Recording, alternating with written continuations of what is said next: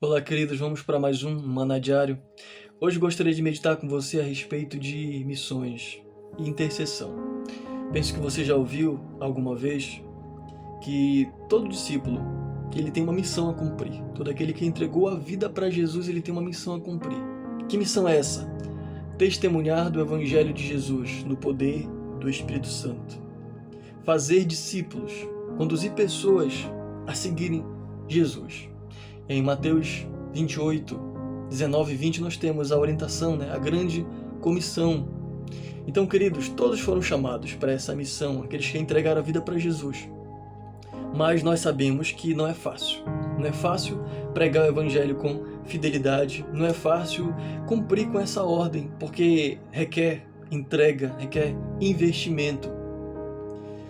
Eu quero ler também com você uma passagem que Jesus vai estar instruindo os seus discípulos, depois dele observar a multidão. Ele percebeu a multidão aflita, desamparada, como ovelhas sem pastor.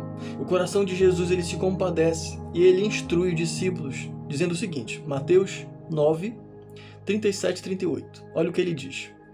Peçam, pois, ao Senhor da colheita que envie trabalhadores para a sua colheita. Peçam, intercedam, busquem a Deus. Para quê? Para que ele envie mais trabalhadores para a sua colheita.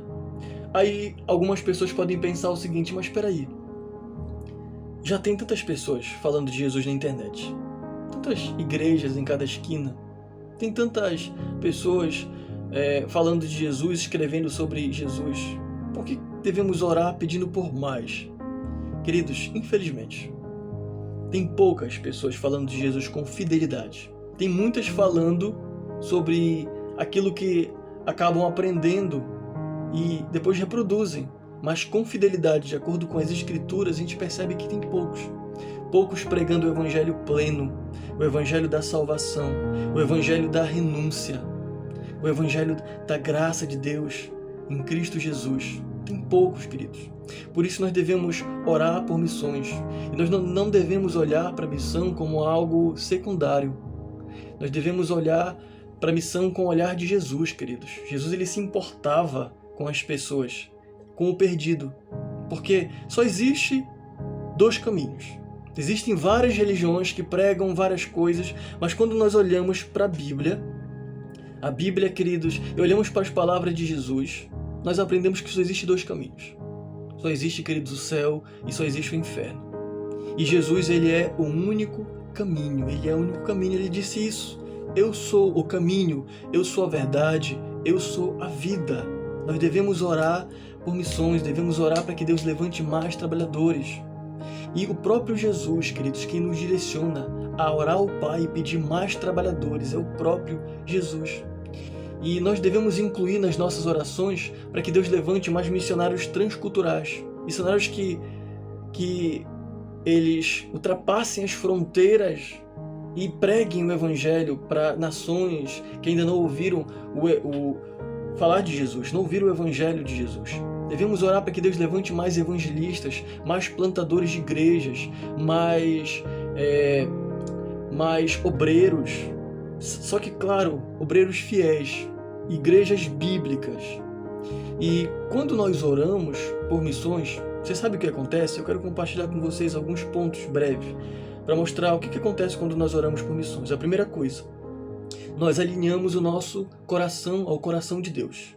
Nós alinhamos o nosso coração ao coração de Deus. Porque, queridos, Deus, ele é compassivo. Ele tem compaixão dos perdidos. Quando nós oramos por missões, nós também estamos nos manifestando em compaixão pelos perdidos. Veja bem, João 3,16 diz que Deus amou o mundo de tal maneira que enviou seu único filho, que deu seu único filho para morrer na cruz do Calvário. Para quê? Para que todo aquele que nele crê não pereça, mas tenha a vida eterna. Perceba que ele se compadeceu.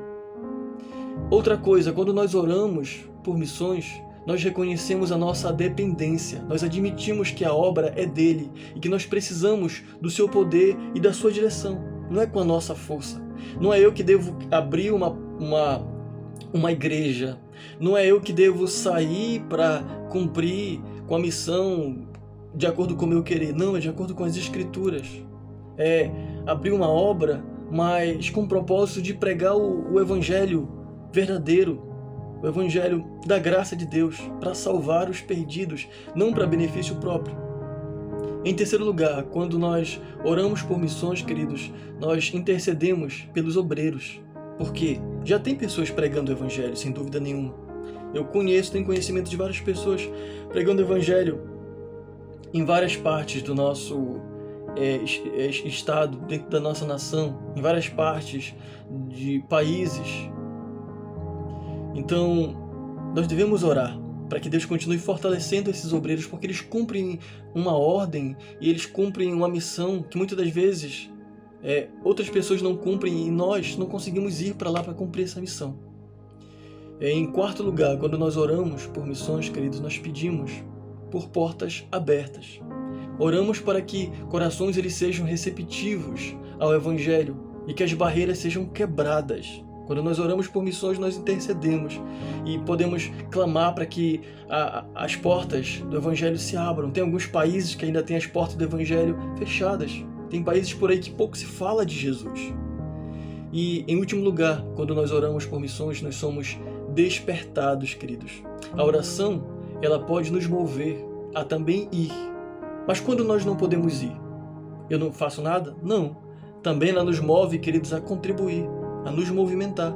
Eu não posso ir, abandonar minha vida, tudo aqui para pregar o Evangelho para as outras pessoas que estão no outro lado do mundo, mas eu posso contribuir para sustentar aquele que foi, aquele que está cumprindo com essa missão, queridos.